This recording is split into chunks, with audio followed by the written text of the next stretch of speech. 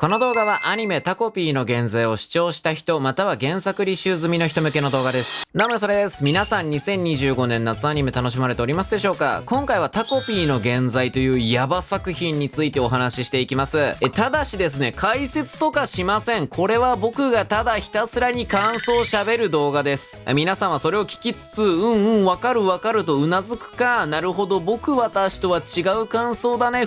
面白い男となるか、そこは各々ご自由に楽しむっぴ。ちなみにゲソですね、タコピーの現在が2022年頃にツイッターで散々話題になっていたのに、ネタバレを食らうまいと必死に耐えてここまで来ました。アニメを初見勢として楽しめたことを大変嬉しく思います。ここから各話の印象に残っているシーンの話と感想、最後に感想のまとめという形でお話ししていきたいと思います。ちなみにこれネタバレをするための動画じゃないので、ストーリー全部は拾えません。それでは見ていきましょう。第1話2016年の君へ。感想、タコピーが可愛ければ何でも許されると思ってる？序盤です。パタパタ翼を脱ぐタコピーが面白い。可愛いですね、とてもね。チャッピーにめっちゃ懐かれてる静香ちゃん。タコピーにも興味津々でハート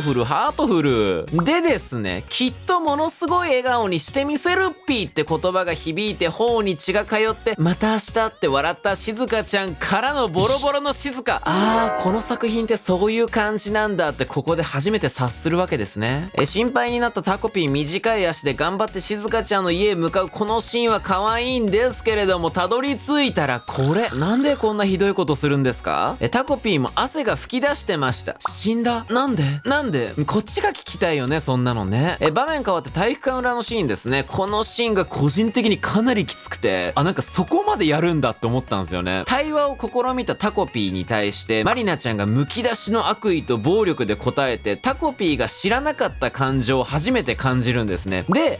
これ無理だって暗転するっていう演出、なんか前編通してたまに見せるんですけど、タコピーの口癖〇〇っぴーっていう口調がなくなった時にガチ感がすごいんだよね。なんかもう冗談じゃない感がすごい。ゲソももう見ながら震えてたもんね、20代の大の大人が。でまた次の場面ではですね、怖くて動けない体を奮い立たせてタコピーが静香ちゃんのために助けを呼びに行くというシーンですね。これめっちゃ褒め言葉なんだけど、中途半端に一時的な救いがあることがこの作品のタチの悪いところだよね。続いて、嫌なことばっかって思ってたけどでも最近はちょっと悪くないんだって静香ちゃんがタコピーに微笑むシーン、これは後々マリナちゃんメインの回でもまた響いてくるシーンなんですよね。でラストはマリナちゃんの家庭にもとんでもない闇が潜んでるんじゃないかっていうところで1話が終わるっていう、もう1話から度肝を抜かれましたね。でこれらのシーンを踏まえてもう一回感想を言いたいと思うんですけど、タコピーが可愛ければ何でも許されると思ってる？無理。続いて第2話、タコピーの救済。感想、全然可愛くない展開なのに喜んでる静香ちゃんが可愛くて頭がおかしくなる。まずはですね、静香ちゃんがこんな話をしてくれたのは初めて、なんだか仲良くなれたみたいで嬉しいっぴーって微笑ましいシーンから始まります。しかしここからキラークイーンのシアハートアタックもびっくりなマリナちゃんの追跡者っぷりで始まる唐突なシュタインズゲート展開。一人下校する静香ちゃんの絶望したうつろな目が印象的。す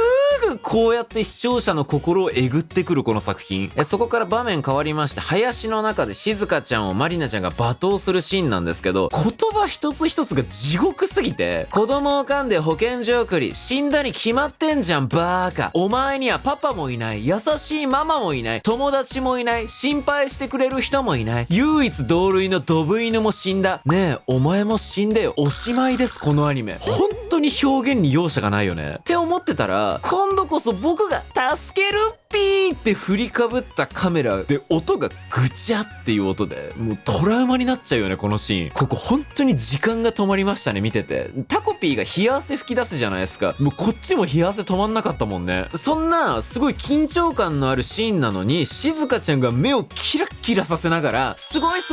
本当にすごい、まるで魔法みたいとか言ってはしゃいでんので、これがめっちゃ可愛いの。それがすっごく怖いの。そして放たれるセリフが、ありがとうタコピー、殺してくれて。だからね、もう本当にとんでもないよね。で、これらを踏まえてもう一回感想を言うと、第2話の感想は全然可愛くない展開なのに喜んでいる静香ちゃんが可愛くて頭がおかしくなる。本当に可愛かったね。続いて第3話ですね。タコピーの国会。感想、どこをとっても地獄、バカラブコメ作品が恋しい。見ていきましょう。まずはこのシーンですね。静香ちゃんが、お願い、東くんしかいないの、助けてって東くんを籠絡してるシーンですね。これ何が皮肉かっていうと、環境のせいとはいえ、まりなちゃんが言っていた通り、本当にアバズレとか寄生虫みたいなムーブを静香ちゃんが取ってしまっているっていうこと。ここがもうすでに救いがないんですよね。続いてまりなちゃんの両親が喧嘩してるシーンなんですけど、投げつけたタッセルがぶつかって鼻血を出すタコピー。ごめんなさい、ここは深い意味とかなしで、普通にシンプルに笑っちゃったシーン。で、今度は東くんの回想シーンです。なんかさ、こういうのも全部無駄かな。何をやっても君はもう。って東くんに対してママががっかりしてるシーン。なんかもうね、純粋な暴力よりもこういうシーンの方がメンタルに来ない。ゲソの母親もね、ちょっとこういう毛があったのよ。だからより一層きつかった、見てて。で、場面変わって今度はまりなちゃんの家ですね。で、まりなちゃんに扮するタコピーがまりなちゃんのお母さんから暴力を受けます。その言葉遣いはしたないよって言って、恐怖心からタコピーが、じゃあ直す、前のまりなになるって必死に訴えるんですけど、1話と同じで、その〇〇っぴっていう口調がないことで、この場面がね、ものすごく緊迫したものに感じられました。そして、ここからね、ちょっと予想外の展開だったんですけど、目の前のマリナが偽物だってお母さんが感づいてると。そこでタコピーは自分がしてしまったことの重大さに気づいて涙するっていうシーンなんですね。ついにここに来て、その人間側のキャラだけじゃなくて、能天気なタコピーのメンタルまで地獄になってしまうっていう。で、唯一幸福を感じていそうな静香ちゃんでさえ、幸福の方向性が倫理的に歪んでしまっているっていう状態。誰も救われない大変な事態。ちなみに余談なんだけど、もうこれ全然笑い話ね。そう、もう軽い気持ちで聞いてほしいんだけど、ゲソの母親が、東くんのママとまりなちゃんのママを合わせたみたいな感じの人間だったの。で、お腹を痛めて産んだっていう表現があるあるというか、そのゲソが何か気に入らないことをしちゃった時にこの言葉よく使われてたのよ。で、そういう親を持ってた人なら多分容易に想像がつくと思うんだけど、この言葉ってあるフレーズとセットなのよ。それが何かっていうと、お腹を痛めて産んだのに、ああ、産まなきゃよかったがお決まりのコンボなのよ。これあるあるなの。伝わるこれ。で、こんなテンションで喋ることじゃないとは思うんだけど、ちょっと懐かしくなりました。見てて。で、これらを踏まえてもう一度感想を言いたいと思うんですけど、どこをとっても地獄、バカラブコメ作品が恋しい。第4話、東くんの救済。感想、純也。静香ちゃんこれに尽きる。まずこのシーンです。ホットケーキ食べていいよって言われて、東くん大喜びしてます。でも、君はもういいからって言われて、この絶望までのスピード感、期待を裏切らないね、本当に。トイレで嘔吐していたらね、静香ちゃんが寄り添ってくれて、すぐ目がハートになっちゃう絵だけ見てたら可愛らしい話なんですけどね。またも静香ちゃんが東くんに対して、私にはもう東くんしかいないのって籠絡しにかかって、なんと今度は私の代わりに自首してくれるよねって提案するんですね。もうでも踏ん切りがつかない東くん。それに対してチューまでしてとどめを刺しに行く。やってることは正真正銘の悪魔。でも僕らは単純に彼女を狂った邪悪な存在と認識できないんですよね。なぜなら彼女が歪んでしまうほどの背景を知ってるわけですから。静香ちゃんが全部悪いよね、そういう最低なキャラなんだよねって断じれたらね、どれだけ僕らの心が楽だったことか。いやらしい作品だよね、本当に。続いて東くんと純也の会話シーンですね。お前にはわからないよ、みんなお前のことばっかりだ。でも僕には誰もいない。友達も作らないで頑張ったのに、求められたことは何一つできなくて、母さんにだって失望されて、誰も僕に興味なんかない。僕にはもうクゼさんしかって悲痛なセリフ。ここで意図的にちょっと不気味に描写された静香ちゃんが映るんですよね。これを突き破る純也の腕っていう演出、これは本当に激アツだったよね。この作品にもこんな救いがあるんだって感動しちゃったもんね。いや、俺がいるだろ、さっきから言ってるだろ、何でも聞くってのはな、テストの点数だけじゃねえんだ。聞きたいよ俺は。お前は俺の弟なんだからってできないことはできないって言っていいんだよ。直樹、お前の名前直樹だったんかいっていうね。熱かったこのシーン。泣いちゃったもんね。でこんな激アツなシーンの一方、東くんはもう助けてくれないみたいって、もう東くんをめちゃめちゃ都合のいい道具扱いしてる静香ちゃんね。もうこのシーンでその湧き立ってたゲソの心が一気にスンってなっちゃったもんね。素敵な回だったねで終わればいいのに、こういうことするんだもんこのアニメで。これらを踏まえてもう一回感想を言いたいと思います。純也ね、静香ちゃんね、この回をそのまんま表した感想でしょこれ。第5話、2022年の君へ。感想、人の心ないんか。なんでこの子お父さんのことお父さんって呼ぶの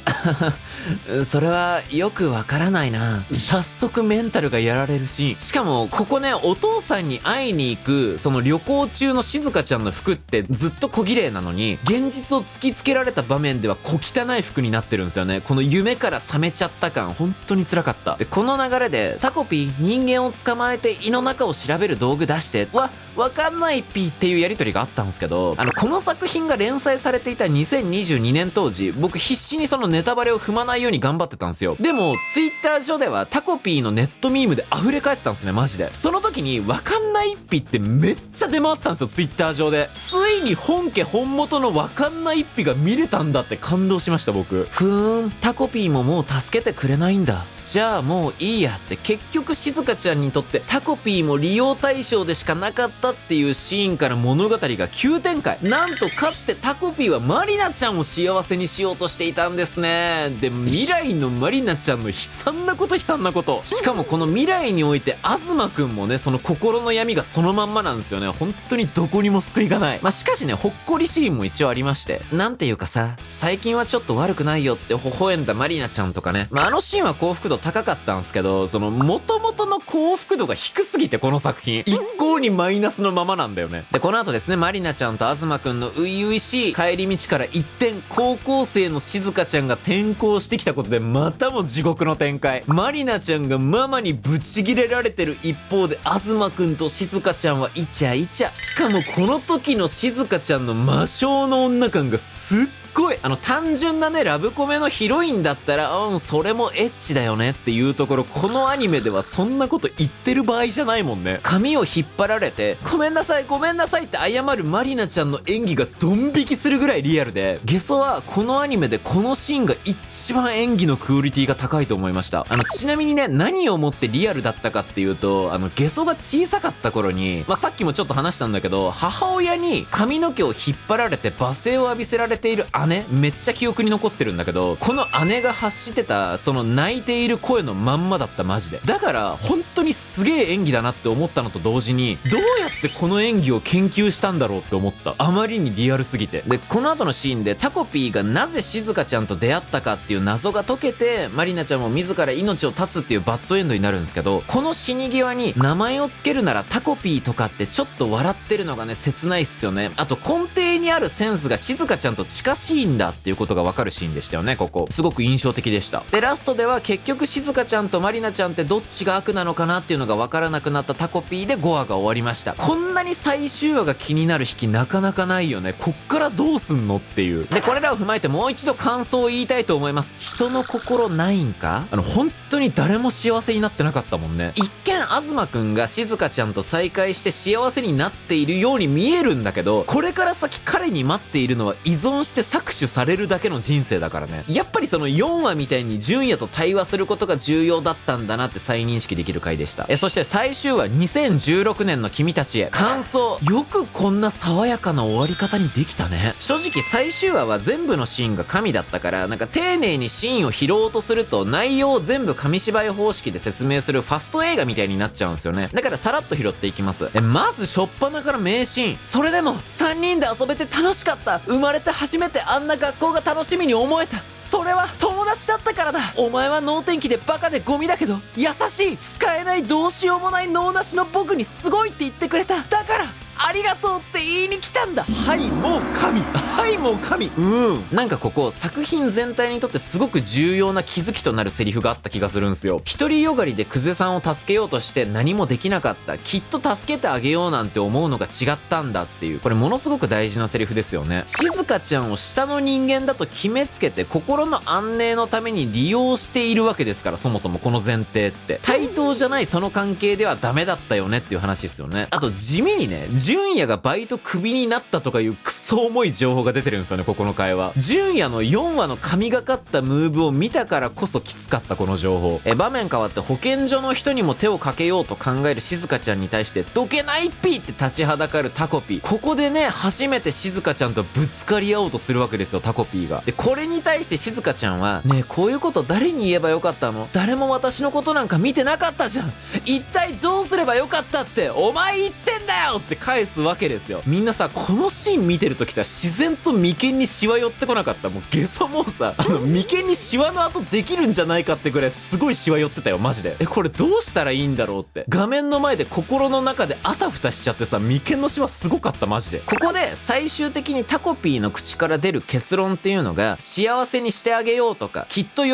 ぶに違いないだとか、その決めつけによる傲慢な幸福の押し付けではなく、まず何もせず話を聞くべきだったよねっていう懺悔なんですよね、僕目線。ここまでそもそも静香ちゃんとタコピーって双方向の関係構築って何もせず、一緒にはいるけどずっと他人みたいな状態で、それが凝縮された言葉が静香ちゃん一人にしてごめんぴだと思うんですよね、個人的に。だからここから関係構築を経た2人の短い旅が描写されるっていう流れなんだろうなって思うんですよ。でここからタコピーと静香ちゃんのお別れのシーンですね。5話でタコピーが役に立たないと分かった瞬間に切り捨てた時とは明らかに関係性が違っているんだっていうことが分かりますよね。すごく分かりやすく悲しいシーンだった。でタコピーの消失を経た2016年のシーンですね。東くんのメガネのフレームが変わってそのお兄さんと喧嘩したっていう話をしてます。きっと彼の問題は解決したんでしょう。で静香ちゃんとまりなちゃんはノートの落書きからもともとは互いに相入れない理解できないモンスターだと思っていた相手との間にタコピーという共通項が架け橋となって対話できるようになったんですね。何泣いてんのお前キモまりなちゃんこそっていう、このやりとりがそもそもこれまでではありえないことですから、もう偉大な第一歩なわけですよ。でこの偉大な第一歩を持ってタコピーの役目が終わって、もう一人じゃない君たちがきっと大人になれますようにありがとうバイバイっていう、ポンコツだったけどいいやつだったよねタコピーって。ね悲しいね。